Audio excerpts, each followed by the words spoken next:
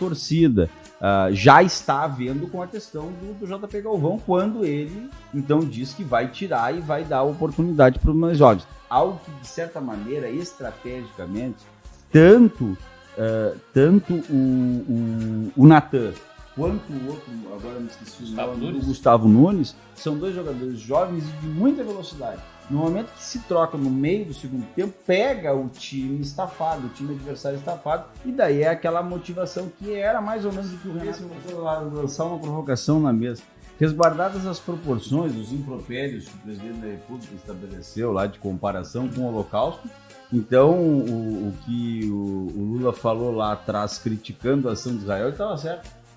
No que toca ao exagero em relação à morte civis, ter a segurança de avisar as pessoas para que elas não fiquem. E não acontece nada, esse sinal de alerta que acaba... Alarme falso. O alarme falso traz uma sensação às pessoas em outros episódios que tem que sair, que não precisam. Não vai subir da outra vez, não falaram. Nós temos que nos preocupar, e eu sei que o governo do estado está trazendo, ou já veio um radar meteorológico de última geração. É importante que as pessoas saibam interpretar isso, mas é fundamental que nós consigamos, no nosso sistema de meteorologia, sermos mais precisos e lançarmos esse... Era impressionante, não sei se os senhores têm cadastrado, mas eu tenho a quantidade de informativos que eu recebi. Legal. Criticar, tudo bem, até o limite de ter o crime contra a honra. Atribuir fatos que não são provados, até pode ter até a questão da exceção da verdade no caso criminal, mas não se escapa da reparação civil. Tem alguma transgressão identificada pelo ministro em função da sua medida? Alguma falta disciplinar ou ética? Existe o remédio. O remédio é o impeachment. O remédio é o impeachment pela lei 1052 de 1950, 1059 de 1950, que é o impeachment presidencial, que tem que ser processado pelo Senado. Ah, mas o Senado? Logo pelos senadores, esses não vão caçar ele. Então o problema não é o sistema, o problema são os atores. Pela letargia da investigação, infelizmente, a possibilidade de descobrir a causa mortes e a essa investigação chegar a um final é triste. Para a família, imagina a pessoa ficar aqui. Então o que acontece? Foi-me trazido dados como, por exemplo, o custo da lavoura de arroz varia entre R$70 e R$75, né, por saco. Não, por saca. E efetivamente eles estavam ganhando quase que 100% em cima, né? Aonde a indústria estava ofertando R$135 e ninguém estava efetivamente fazendo a venda. E isso estava alarmando, porque evidentemente no momento que o produto fica a ser beneficiado mais caro, ele vai escoar para a gôndola e vai ficar mais caro para o consumidor. O que acontece? Com o leilão mesmo, com toda aquela situação de esquema de favorecimento do secretário da Conab, que pediu demissão, o que aconteceu? Os produtores acabaram por derramar o seu arroz estocado, né? Já baixando o preço de 135 para 120. Me parece que nunca foi um mês de alto rendimento de comercialização de arroz in natura, saindo para as indústrias para se beneficiar.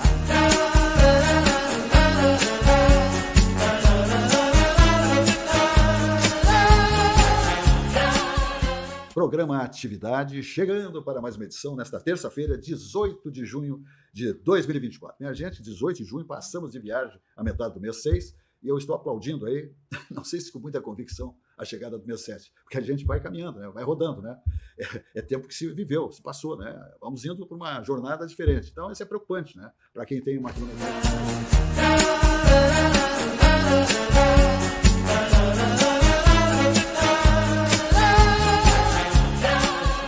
Batista. Um erro estratégico, né? Botaram o jogo da casa perto do adversário, ou seja, só faltou botar o jogo no Maracanã para favorecer o Botafogo, que tinha uma quantidade enorme de torcedores. Eu, sinceramente, tanto no jogo do Flamengo quanto no jogo do Botafogo, eu não vi um jogo feio do Grêmio. Eu acho que o Grêmio tem dois, além do atacante, do matador, né? Daquele que vai ali protagonizar dentro da área, eu acho que o Grêmio tem duas posições carentes já há muito tempo, que é o xerife, o 5, né, que é o volante xerifão, que nós tínhamos o Dinho e tal, e nós precisamos de um desses, precisamos de um meio armador, um sujeito que vai pifar. Nós contamos muito com a sorte, com o Cristaldo. Tem dias que ele é iluminado, tem outras que ele faz verdadeiras patuscadas, cruzamentos completamente abobados. Agora, bateram um escanteio, ele chutou pro jogador, não sei quem era o jogador jogou na linha de fundo e ainda aplaudiu o companheiro, foi muito engraçado. Então é complicado, o Grêmio passa por um momento, nós não podemos esquecer que estamos desfalcados do Soteldo e do Vila Sante, mas não é por isso que as coisas não andam. Nós não... também estamos desfalcados, né? Todos estão. Não é por isso que nós estamos sofrendo. Realmente, eu acredito, e posso até levar uma vaia, que nós estamos sofrendo o efeito retardado do Soares. O Soares levantou muito a régua de qualidade do Grêmio. Ele fazia, ele compunha a jogada. E jogava solitário, dava até uma certa vergonha, porque ele não tinha uma reciprocidade, ele não tinha jogado do facão, ele não tinha, às vezes ele não conseguia completar um pivô. E isso é muito complicado. Um time, quando tem um jogador esta classe, de muita qualidade, embora bichado, segundo ele, em términos de carreira. Já o Internacional... realmente, o Internacional ele traz uma certa preocupação para sua torcida, porque é um time inconstante, né? Essa história de levantar defunto é característica do Internacional, mas assim, é um time inconstante, e principalmente porque, como bem disse o Silvas, o seu comando técnico é um comando técnico que não é que não conheça, mas é limitado taticamente. Então, não poucas vezes a gente viu o Internacional perder jogos porque o adversário recompôs o time de uma outra maneira a neutralizar o alvirrubro. Então, nós estamos mal porque estamos no rodapé da tabela. No entanto, temos muito pela frente, eu acredito sinceramente. Na estrela do Renato, que é teimoso uma barbaridade. Lembremos do Cuiabano, nosso algoz agora. Cuiabano que ficou o tempo inteiro no banco para manter a estrela do Reinaldo, que eu volto a dizer. Ainda bem que eu sou um sujeito que gosta de dinheiro, porque senão eu já tinha quebrado a televisão várias vezes por jogadas do Reinaldo. O Renato tem essas manias, né? Cuiabano, todo mundo pedia, porque ele jogava bem não só na lateral, mas para frente também. Cara, com força, tanto é que fez o gol lá, né? Mostrou que ele tem competência para atacar. E o Renato deixando ele de fora. Tem disso. Às vezes ele implica com o jogador e insiste com o outro. É o caso do Cuiabano, que ele implicou, e é o caso do JP Galvão, que ele insiste. E esse detalhe, então, citaste aí o Soares, tivemos o efeito Soares que elevou. Agora, o Diego Costa, ele não elevou ao nível do Soares, mas ele manteve um bom nível. Ele estava no bom nível. O problema é que tu não tem um reserva. Todo esse período aí, não buscaram um reserva para que pudesse substituí-lo. Vê que o Internacional tem como centroavante o Ener Valencia. Ener Valencia, o armador é o Alan Patrick. Não, mas o outro. O Borré. Alário e o Luca.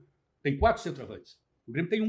Né? Um se lesionou, não tem mais centroavante. O que sustenta a possibilidade de um acidente a contratação do Soares, como muita gente diz. Olha, foi sem querer, o Soares veio porque quis. Não houve aquela história que tentaram junto à presidência do Grêmio, que foi a contratação por habilidade do século. Eles não conseguiram repor, né? Tentaram de vários. O grande problema de comprar um carro importado de alto desempenho é não conseguir manter. É ser um ponto na estatística que não consegue manter. Então, comprar um jogador bom desse, não conseguir seguir comprando, não conseguir manter, traz uma sensação de abandono da torcida. Isso é muito ruim para a autoestima de todos, principalmente para o torcedor gremista. Né? Agora, o Zé Silva falou do treinador do Inter. Eu acho um absurdo o desempenho desse treinador. Com o elenco que o Inter montou, puseram jogadores para todas as posições. O torcedor já está apavorado. O torcedor não está tendo a força que precisa para detoná-lo. Mas o presidente Alessandro Barcelos, isso aí é apaixonado pelo treinador. Né? Depois de tudo que aprontou o seu Cudê, ele é treinador do Internacional. E a imprensa especializada, diríamos assim, está trocando orelhas e metendo pau nele. A metade da imprensa está tocando ferro no seu Cudê. Mas eu acredito sinceramente que o resultado passa pelo final de semana. O Grenal vai esculhambar ou um ou outro. E talvez escolher os dois se ficar aquele Grenal morrendo, de 0-0, 1-1, aquela coisa que... Mas o que correria o risco de cair é o Cudê. O Renato não cai. O Renato é que manda. Não, o Renato pode não cair, mas traz uma maior estabilidade de cobrança da torcida. Já está havendo com a questão do JP Galvão, quando ele, então, diz que vai tirar e vai dar oportunidade para os mais jovens. Algo que, de certa maneira, estrategicamente, tanto o Natan quanto o outro, agora me esqueci o nome, o Gustavo Nunes, são dois jogadores jovens e de muita velocidade. No momento que se troca no meio do segundo tempo, pega o time estafado, o time adversário estafado, e daí é aquela motivação que era mais ou menos o que o Renato fazia com o Ferreirinha. Bota o Ferreirinha aos 20 minutos do segundo tempo, que vai fazer aquela corrida e vai abrir a oportunidade. Mas o problema é que nós não temos essa qualidade fixa, então a manutenção desses dois jogadores desde o princípio talvez seja a alternativa aqui.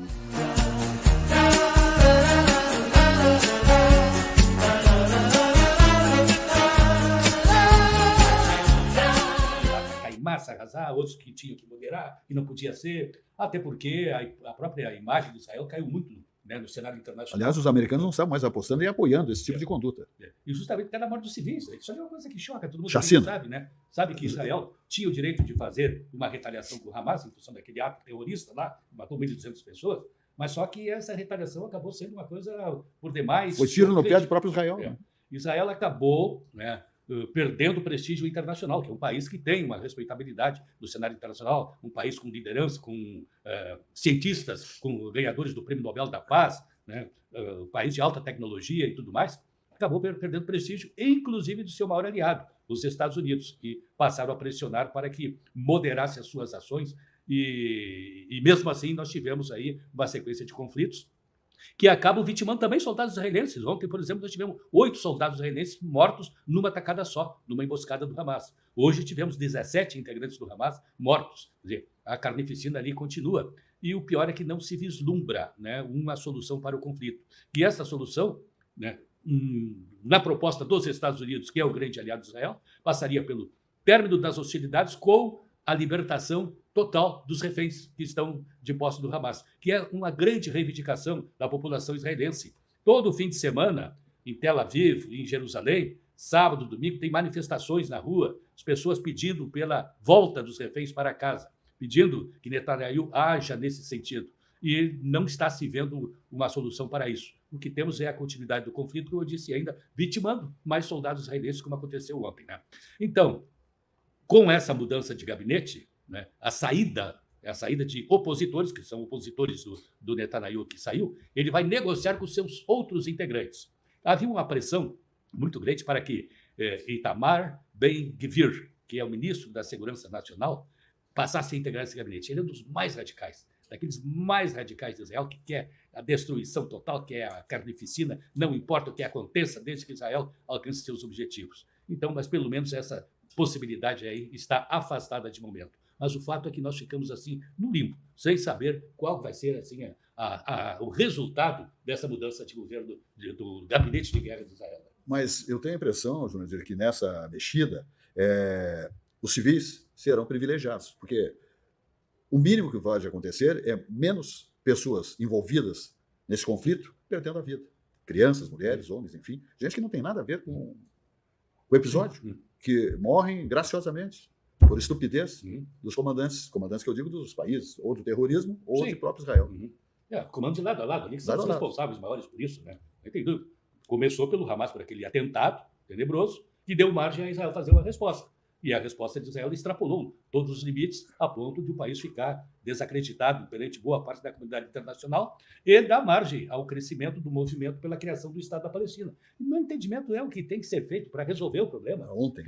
Resolve ele aqui, ó. Esta área aqui, Cisjordânia, tem que tirar aquelas colônias judaicas que foram estabelecidas lá. A área da Cisjordânia é estabelecida pela ONU para ser uma das partes do território palestino, a outra parte é a faixa de Gaza. Só que Israel está tentando fazer aquela teoria do unipossidetis, né? Tu vai ocupando e, na medida que tu vai ocupando, tu vai pegando o direito de posse.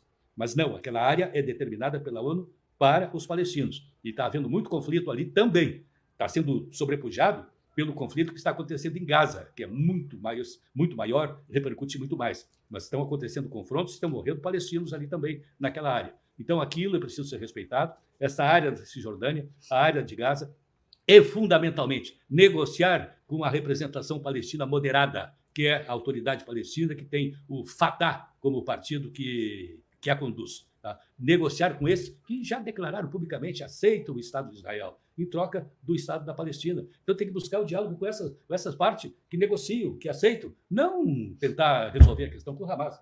Pergunta aqui, ó. Prezado Jurandir Soares, se o Israel não tivesse revidado aquele ataque onde morreram mais de 200, teria saído barato? Para o povo, para todos aqueles que perderam as vidas? Não, eu já disse, ele teria que revidar, evidente. Tinha que revidar. Tinha todo o direito de revidar. Tinha todo o direito de revidar, de buscar atacar as bases do Hamas. Agora, não fazer uma ação desenfreada como foi feita, como está sendo feita, né? A morte já temos aí, segundo as estatísticas, mais de 37 mil civis palestinos mortos, né? É muita coisa. Afonso Praça Batista, qual é o tema que quer lançar? Eu vou seguir desse, eu vou lançar uma provocação na mesa. Resguardadas as proporções dos impropérios que o presidente da República estabeleceu lá de comparação com o Holocausto, então o que o Lula falou lá atrás criticando a ação de Israel estava certo. No que toca ao exagero com relação à morte civil, está, né? Porque essas mortes de civis é que chocam o mundo.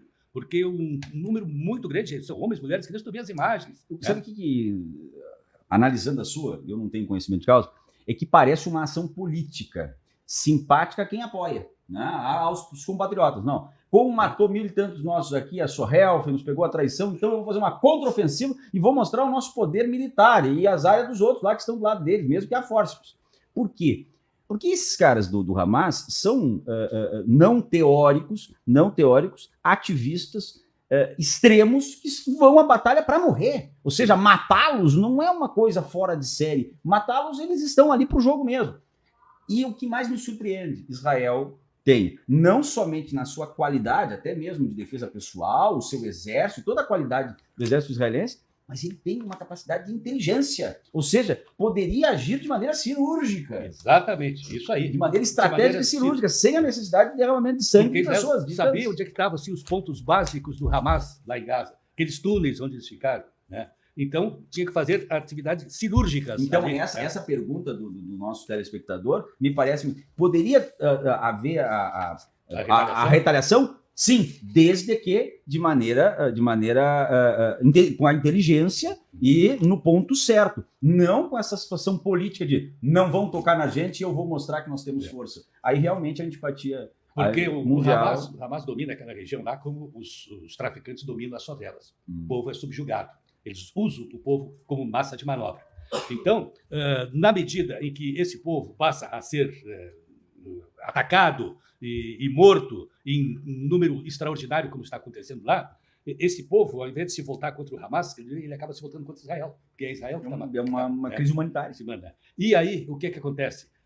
A ação de Israel, como disse o Netanyahu, foi feita para exterminar o Hamas. Eles podem matar todos esses integrantes que o Hamas tem hoje, vão surgir outros. O líder mora, inclusive, no Kuwait. Mora no Kuwait. Os três líderes estão no Kuwait. Então vão surgir outros. Por quê? Porque a ideia permanece. A ideia da resistência do Hamas. Então, o que tu tens é que sufocar politicamente o Hamas. Politicamente dando força para aquela organização e buscar a paz, que entende que deve ter uma convivência pacífica entre o Estado palestino e o Estado de Israel. E não está buscando a confrontação. A solução, do meu modesto modo de pensar, está ali, em dar força para quem quer a paz. E não ficar insuflando aqueles que são violentos para que aqueles botem outros. Vão surgir outros para substituí-los. E deem razão à contraofensiva. É complicado, Cecília.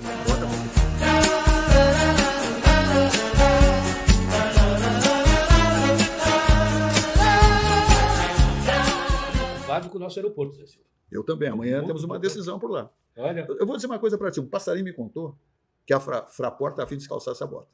De descalçar? Descalçar. Não, eu acho que se não houver o pagamento de determinados valores aí, eles vão descalçar a bota. E eu estou desconfiado, por outro lado, que o governo está interessado também que a Fraport caia fora, porque eles já devem ter um outro esquema montado. Não só o esquema montado, mas a Fraport, os alemães são extremamente hábeis, inteligentes.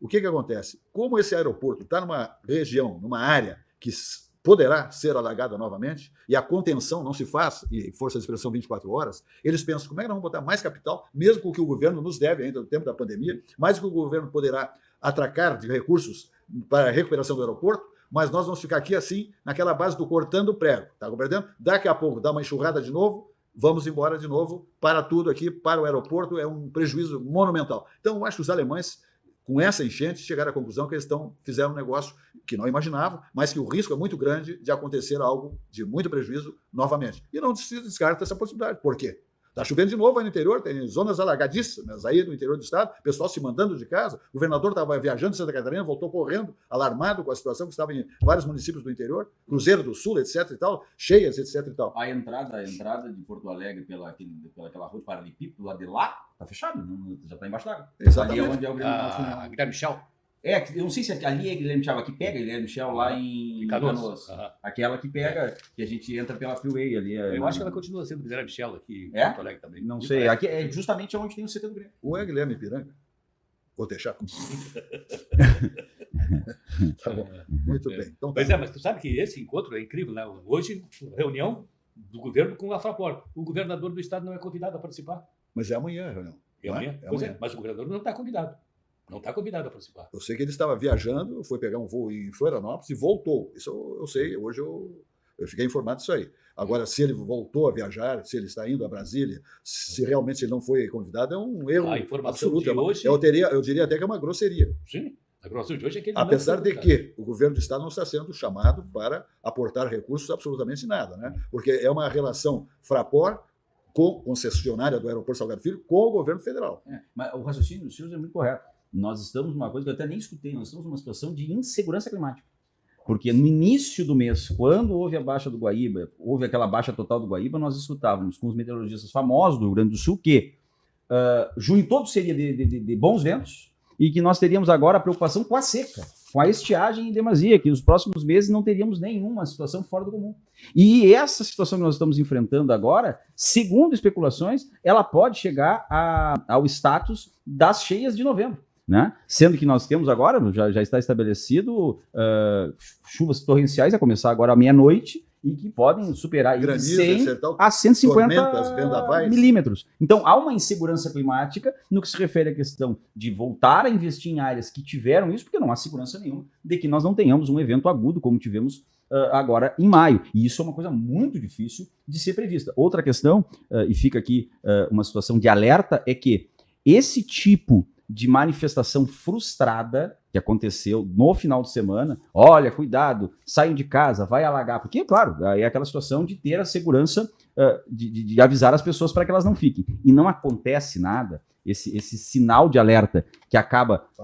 O alarme falso traz uma sensação às pessoas em outros episódios que têm que sair, que não precisam. Não vai subir da outra vez, não falaram. Nós temos que nos preocupar, e eu sei que o governo do estado está trazendo, ou já veio um radar meteorológico de última geração. É importante que as pessoas saibam interpretar isso, mas é fundamental que nós consigamos, no nosso sistema de meteorologia, sermos mais precisos e lançarmos esse... Era impressionante, não sei se os senhores têm cadastrado, mas eu tenho a quantidade de informativos que eu recebi sexta, sábado e domingo.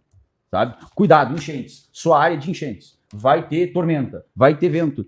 E olha, em Novo Hamburgo, pelo menos, eu não vi nada mais do que um dia chuvoso. Mas longe, graças a Deus, de tudo que se imaginava, né? Então, não, graças a Deus, mas o problema é que isso dá uma sensação para as pessoas que numa próxima oportunidade não precisam sair de casa. E daí são efetivamente vítimas da esse chamamento será desprezado pela comunidade. Então é preciso ter realmente, mandar sair de casa quando precisa sair de casa. Agora é fundamental que se faça um planejamento aqui nesse estado com vistas às prevenções, que deve começar lá na nascente dos rios que deságua aqui no Guaíba e chegar até Rio Grande, né? Porque depois que passa aqui ainda vai Pelotas e Rio Grande.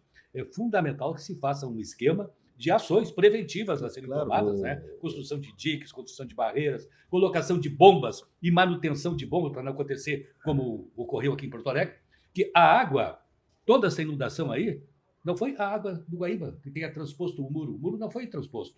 O muro tem 6 metros de altura e ele não foi transposto. Aquele muro não é do Guaíba. Aquele muro do Rio Jacuí. O Guaíba passa a existir depois do gasômetro. Eu fui descobrir isso na cheia agora. O Rio Jacuí vai até o gasômetro. Passa a ser Guaíba a partir do... Mas a ponte é do Guaíba. Mais uma agora. Mas é verdade. Já tem verdade. Guaíba é rio ou é lago? Agora onde é que... Não. O Rio Jacuí... O Jacuí. Daqui a pouco a penitenciária vai até o gasômetro. Inclusive a penitenciária do Jacuí está aqui agora. Não, estou falando sério. É só procurar, inclusive, no mapa. Mas é verdade. Bom, mas enfim, eu queria dizer o seguinte: a água não transpôs o muro da Mauá. Isso, o muro da Mauá. Tá, não transpôs. O que houve foram as bombas que não funcionaram. As bombas, em vez de botar a água para o rio, elas botaram água para dentro da cidade. Mas me permita só uma manifestação assim. Não é extrema, não houve... o sistema de dique, por meio dessas grandes taipas, vamos dizer assim, que seria um dos sistemas do dique, por exemplo, é a Castelo Branco. Castelo Branco. É dique. Não se passa pela cabeça que nós podemos continuar, em vez de um muro, com entradas, fazer então a continuação daquele dique como uma antepara grossa, no caso, como uma grande taipa de 6 ou 7 metros, acho que até deve aumentar, né? 7 metros, para não ter perigo de comporta ou... Mas a rigor nós temos, a freeway já é um Exatamente, mas continuar por e acabar com tal muro, que é uma discussão. Mas até essas alturas vamos manter o muro. Mas eu quero me referir ao seguinte, há um dique que começa na freeway, vem pela Castelo Branco, chega na Mauá, aí passa a ser o muro. E depois, na Edivaldo Pereira Paiva, que passa a ser o dique. Eu quero dizer... que passa a ser aquela taipa. Eu quero dizer para o rapaz de Taquara, eu sou muito burro. Lá vem. Vai sobrar para mim.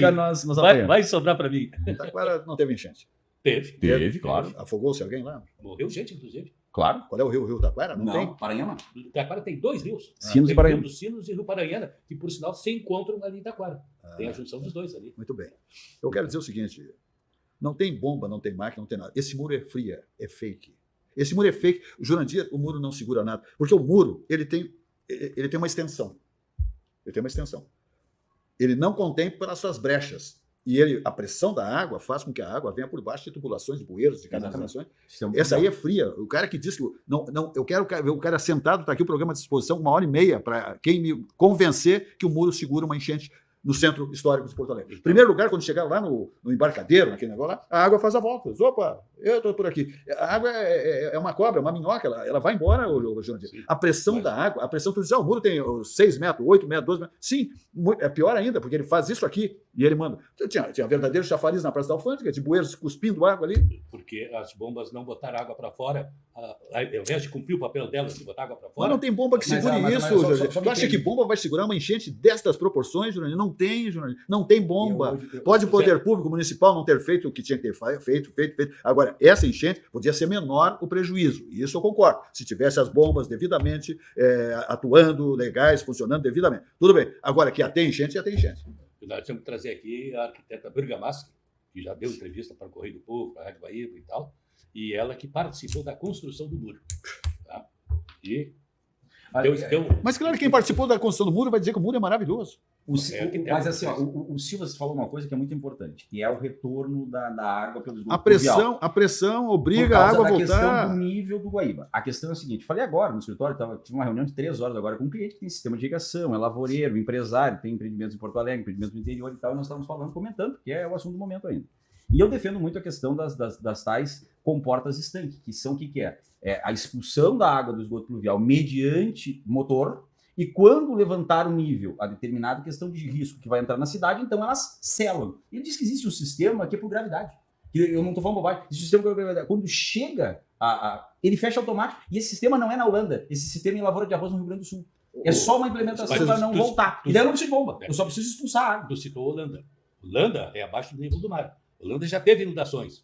Numa das inundações, eles aprimoraram o sistema. Teve outra que não teve tanto efeito. Aprimoraram mais o sistema.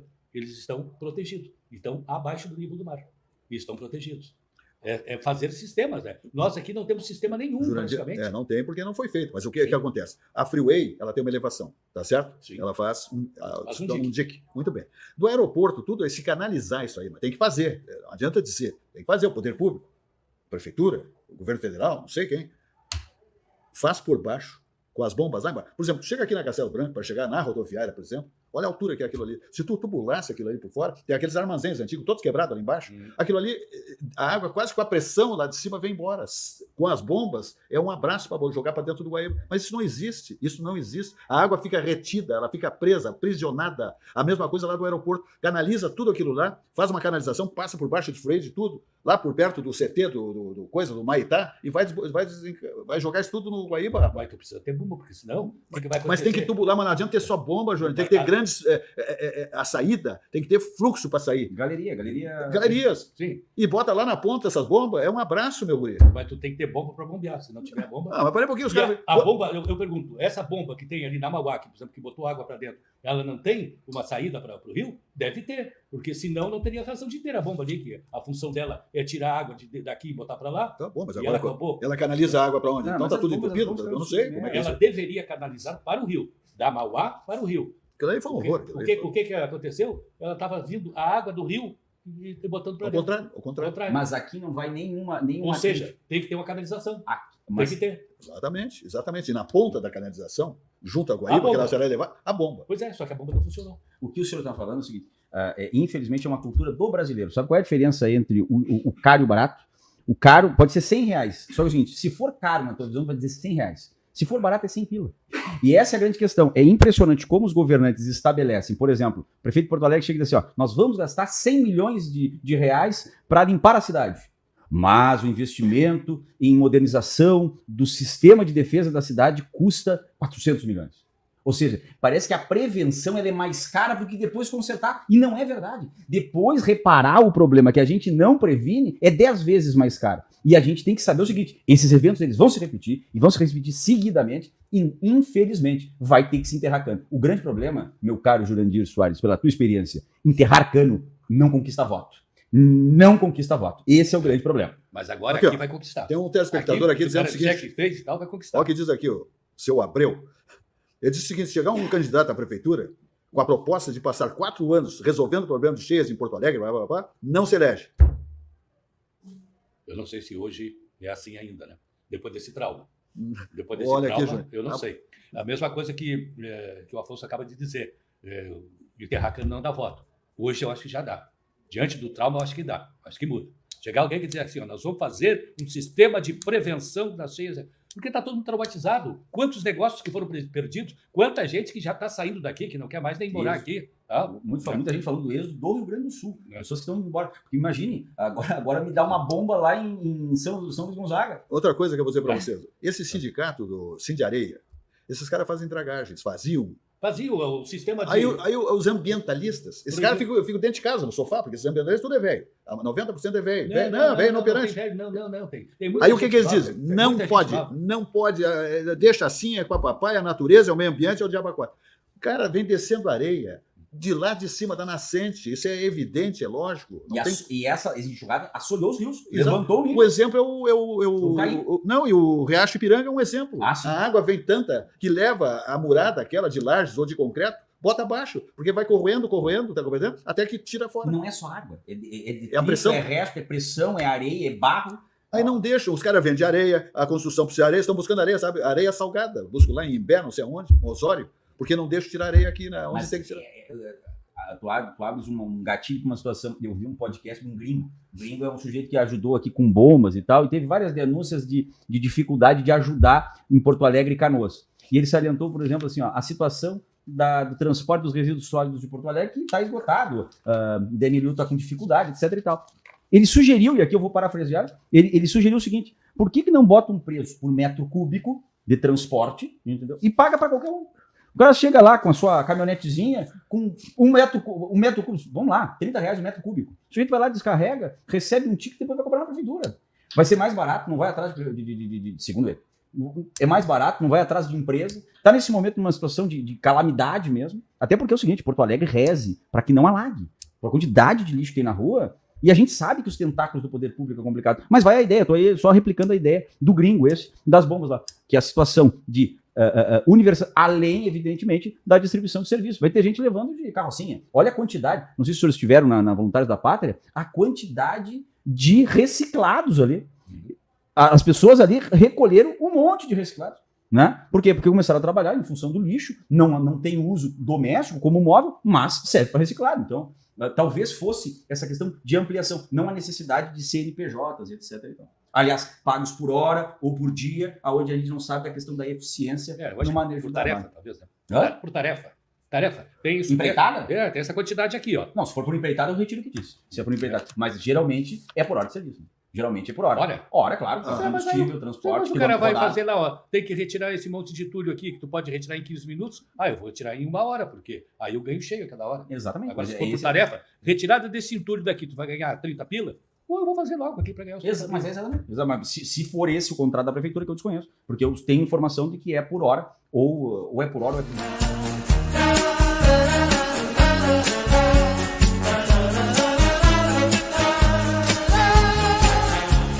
Eu recebi essa informação antes de entrar no ar, que o STF teria aberto licitação para a contratação de empresa que vai monitorar as manifestações e publicações nas redes sociais em face do próprio STF. Não, inclusive zoneamento, questão... Lá a notícia, ó, STF lança edital para contratar a empresa para monitorar posts nas redes sociais. Né? Instagram, TikTok, LinkedIn, né? O antigo Twitter é algumas das redes É tudo que deram bolação do monitoramento Alexandre. Bolação do do Alexandre Tribunal Moraes, pode Federal. ter certeza. Isso é uma coisa muito complicada, sabe? Muito complicada, porque eu até acredito, sinceramente, que se for para debelar as acusações falsas e crimes, e para efetivamente processar por crimes contra a honra, eu até acho que é importante. Mas a liberdade de manifestação, essa não pode proibir. Não, a liberdade de manifestação legal, sim. Eu não posso acusar um sujeito de ladrão e não sendo. Eu vou responder por um crime. Tudo bem, até acredito. Então, agora, o problema é que isso aqui vai ser uma ferramenta para oprimir, para Então, pessoas não pode... e para perseguir. O senhor, como advogado criminalista, eu lhe pergunto, o senhor não pode se indispor com a caneta do senhor Dias Toffoli? Dentro do processo, com certeza. Não, mas para um pouquinho. Ele Mas eu agora não posso liberou dizer que ele é o incorreto Marcelinho, ou ele não é o Marcelinho Paraíba, como- aquele que jogou no Grêmio. É o Marcelo Odebrecht. Liberou geral. Sim. Tá aí. Até da multa. Hã? Até da Até multa. da multa, peraí um pouquinho. Isso pode. Eu dizer que acho isso horroroso, que ele está liberando quem cometeu ilícitos contra a nação, que devolveram o dinheiro. Vem cá, tia, o cara me chama de ladrão. E eu sou ladrão. E eu devolvo 400 milhões. Sim, eu digo, eu roubei. Eu roubei. Eu roubei. Eu roubei, confessou. Tá aqui. Fizemos atos ilícitos. Vou devolver. Tá aqui. É. Não, e aí não, mas tu não fez Não, nada. não É aconteceu nada. que, Silvio, a situação é o seguinte, Ah. eu entendo a tua manifestação, mas ela é uma manifestação, de certa maneira, desamparada Tá de uma questão legal. Criticar, tudo bem, até o limite de ter o crime contra a honra. Atribuir fatos que não são provados, até pode ter até a questão da exceção da verdade no caso criminal, mas não se escapa da reparação civil. Tem alguma transgressão identificada pelo ministro em função da sua medida, alguma falta disciplinar ou ética? Existe o remédio. O remédio é o impeachment. O remédio é o impeachment pela lei 1052 de 1950, 1059 de 1950, que é o impeachment presidencial, que tem que ser processado pelo Senado. Ah, mas o Senado, logo pelos senadores, esses não vão caçar ele. Então o problema não é o sistema, o problema são os atores. Esse é o problema. Aí é que está. Nós não temos. Eu digo isso aqui na frente da Câmara sem medo de represália. A primeira vez que um ministro do STF tiver o constrangimento de responder a um processo de cassação por impeachment da lei... Mas tu acredita nessa possibilidade? A primeira vez. Quando acontecer isso, Ah, se acontecer, muita coisa mudará na corte. Agora, verdadeiramente são encastelados. São todos poderosos, não tem? As decisões deles são irrecorríveis, né? Eu tenho o ministro Marco Aurélio diz de boca cheia, eu estou aqui parafraseando o ministro Marco Aurélio. O processo que é respondido pelo 8 de janeiro, que condenou pessoas a 17 anos de cadeia, ele é tão incompetente de maneira não territorial, mas incompetência em função da ausência do princípio do juiz natural, que seria o STF não teria competência para julgar esse processo, quanto o processo do Lula foi julgado por incompetência de foro. Por incompetência de foro. O problema é que essa arguição de exceção de incompetência, quem é que julga? Os próprios ministros, eu não tenho para quem recorrer. E eu não é falando do Marco Aurélio mesmo. Agora, é aquela história. Brigar contra essa situação é muito difícil. Nós estamos num momento de realmente muito temor.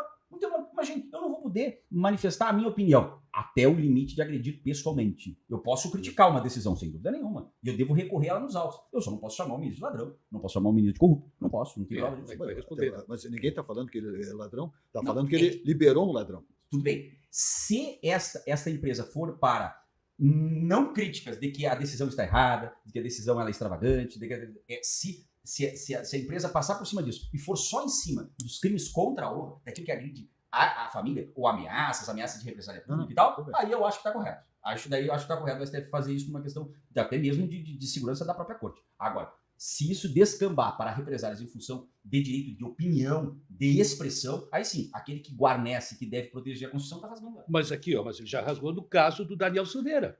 O Daniel Silveira foi preso e posto na cadeia. O que ele Porque fez? Ele contrariou. Ele fez um pronunciamento no qual ele poderia ser implicado judicialmente através de um processo normal na justiça. Não de uma decisão monocromática, monocromática, porque só tem uma cor lá, do Supremo, que simplesmente o ministro do Supremo, ele denuncia, ele investiga, ele julga e ele condena. Ele faz todos os atos ali ao mesmo tempo. É uma grande delegacia, sem dúvida nenhuma. É. Eu tento abrir o contraponto, eu tento defender, mas vocês me tiram os argumentos. Senão fica 3 batendo. Eu tento dar uma defendida. Você estava defendendo o Supremo. Deixa eu aproveitar e dar os parabéns para o nosso operador ali que está Foi ele que botou a notícia para nós ali, ó. na Muito tela. atento, muito atento, muito Ah, rápido. que beleza, parabéns. Isso aí que é bacana, profissionalismo. Notícia diz o seguinte: o Supremo Tribunal Federal vai contratar uma empresa para monitorar conteúdos em tempo real sobre a corte, além dos perfis da própria corte nas redes sociais. O monitoramento vai acontecer por um contrato de licitação. Relatórios com análises diárias, semanais, mensais e um eventual plano de ação estratégica deverão ser enviados ao STF. Eles passarão a incluir mensagens, a identificação dos influenciadores e a repercussão dada ao assunto. Quer dizer, esses influenciadores todos que estão por aí vão ficar sob o tacão do Ou STF. vão em si. preso, a boca, ou vão para fora do país.